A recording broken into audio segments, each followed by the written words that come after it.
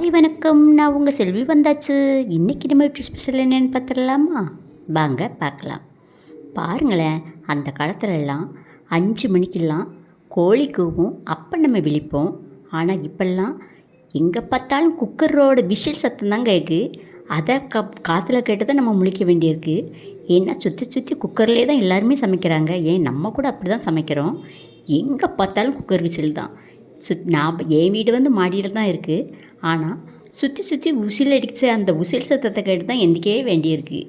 ஏன்னா வெள்ளிக்கிழமை செவ்வாய்க்கிழமைனாலே உசில் சத்தத்தை கேட்டு தான் எந்திக்க வேண்டியிருக்கு. அப்படி தான் நம்ம காலங்கள் ஓடிக்கிட்டு இருக்கு. நம்ம யாருமே இப்போது சட்டியில் சமைக்கிறதே இல்லை, குக்கரில் சமைக்கிறாங்க. சாப்பாடே குக்கரில் வச்சிடுறாங்க. நல்ல வேலைப்பா, நான் ஒன்றும் குக்கரில் வைக்கலை. நான் வந்து பானையில் தான் வச்சு பொங்குறேன். அதுவும் அரிசி சோறுலாம் என்ன பண்ணுறேன்னா முக்கியமானதை மட்டும் கேஸில் வைப்பேன். மிச்சம் எல்லாமே நம்ம அடுப்புலேயே வச்சிடுறது. தூள் அடுப்பு நான் வச்சுருக்கேன். அந்த தூள் அடுப்பில் எல்லாமே வச்சுருவேன். சரி, அப்படியே மாடி கீழே போய் தண்ணி ஊற்றிடலான்னு பார்த்துக்கிட்டு இருந்தேன். தண்ணி வந்துக்கிட்டு இருந்துச்சு. தண்ணி வர்றச்ச இந்த தொட்டியை பிடிச்சிருவேன். நம்ம வச்சுருக்கோம் இல்லையா மேலே செடிகள்லாம், அதனால் அந்த செடிக்கெல்லாம் தண்ணி ஊற்றலாமே அப்படின்னு போயாச்சு. போனவுடனே போகிற வழியிலே நம்ம ரியா நம்மளை விடவே மாட்டுக்கிறா. ரியா குட்டியும் வாசல்லே உட்காந்து பார்த்துக்கிட்டே இருக்குது. நம்மளுக்கு ஏதாச்சும் தருவாங்களா, ஏதாட்டும் போடுவாங்களா அப்படின்னு. நான் எப்போயுமே நம்ம ரியாவோட குட்டிக்கு பிஸ்கட்டு போடுவேன். ரியாவுக்கும் பிஸ்கட்டு போடுவேன். ஆனால் ரியா உடனே தின்றுவா.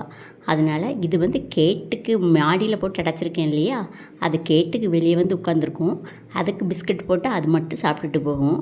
அதோட அம்மாவுக்கு ரியாவுக்கு போட்டாச்சுன்னா ரியா என்ன செய்கிறான்னா அவளுக்கு தின்றுறா. பிள்ளைங்களுக்கு ஒரு பிஸ்கட்டு கூட கொடுக்க மாட்டா. அவள் அப்படியே சாப்பிட்ருவா. அதனால் அவளுக்கு நான் உள்ளே வச்சு போடுவேன், குட்டிக்கு மட்டும் வெளியே வச்சு போடுவேன்.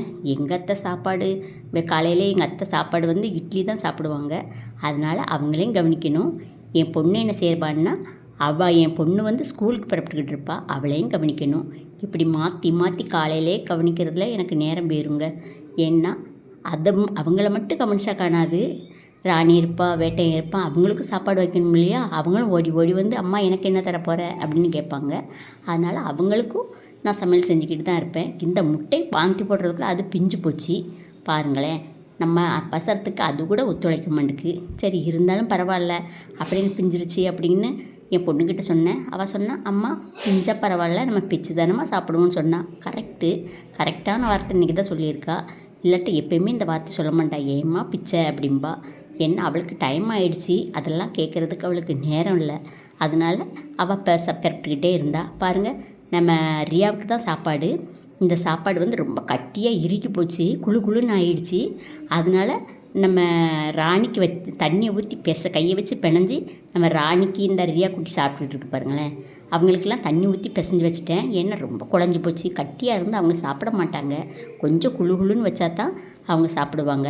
அதனால் அவங்களுக்கு தண்ணியை ஊற்றி பிணைஞ்சு வச்சாச்சு.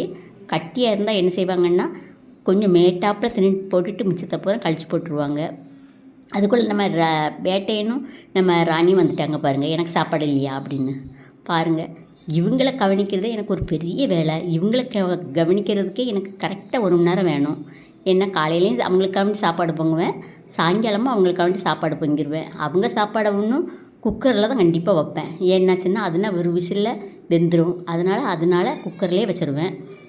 என் பொண்ணு வந்து காலையிலே என் பொண்ணு அம்மா எனக்கு சேமியா உப்பு கிண்டி தாங்கம்மா அப்படின்னா, அதனால் நான் சேமியா உப்புமா இல்லைம்மா கோதுமை உப்புமா இருக்குது கிண்டி தரட்டாம்மா அப்படின்னேன். சரிம்மான்ட்டா. கோதுமை உப்புமான்னா அவள் அப்பாவுக்கு ரொம்ப பிடிக்கும், அதே மாதிரி அவளுக்கும் பிடிக்கும், அவங்க ஐயம்மாக்கு ரொம்ப பிடிக்கும். அதனால் எங்கள் அம்மா கோதுமை உப்புமா செய்வாங்கங்க. அதே மாதிரி யாராலையுமே செய்ய முடியாது. ஏன் இது வரைக்கும் நானே செஞ்சதில்லை. அதனால் பாட்டி செஞ்ச மாதிரியே செய்யுங்கம்மா அப்படின்னா, சரிம்மா பாட்டி செஞ்ச மாதிரி ட்ரை பண்ணுறம்மா அப்படின்னு. அது என்ன ஆச்சரியம்னு எனக்கு தெரியவே இல்லைங்க. இத்தனை வருஷத்துக்கு ஊடால இப்போ வந்து எங்கள் அம்மா கிண்டுன மாதிரியே வந்திருக்கு. இது என்னடா ஆச்சரியம், நம்பவா வேண்டாமான்னு என்னையவே நான் கிள்ளி பார்த்துக்கிட்டேன். அவளுக்குள்ளே எங்கள் அம்மா கிண்டுன மாதிரியே கிண்டிட்டேன். எப்படின்னு எனக்கே தெரில. வாழ்க்கையில் தடவை எங்கள் அம்மா உப்புமா கிண்டின மாதிரியே நான் கிண்டியிருக்கேங்க. என் பசங்கள்லாம் சொன்னாங்க, என்னம்மா பாட்டி கிண்டின மாதிரியே கிண்டியிருக்கீங்க அப்படின்னு. அது எப்படின்னு எனக்கே தெரில. நான் 100 கிண்டி தாங்க அப்படின்னா எனக்கு கிண்ட சத்தியமாக வராதுங்க. ஏன்னா அது ஒரு வித்தியாசமாக எங்கள் அம்மா கிண்டுவாங்க, அதே போல் கிண்டியிருக்கேன். எனக்கே ஆச்சரியம் தாங்க முடியல. என்னடா அம்மா கிண்ண மாதிரியே கிண்டியிருக்கமே அப்படின்னு. பாருங்களேன், எங்கள் அம்மா கைப்பக்குவம் அப்படியே எனக்கு இந்த உப்புமாயில் வந்துட்டு வந்திருக்கு. உங்களுக்கு இந்த வீடியோ பிடிச்சா கண்டிப்பாக கமெண்டில் சொல்லுங்கள்.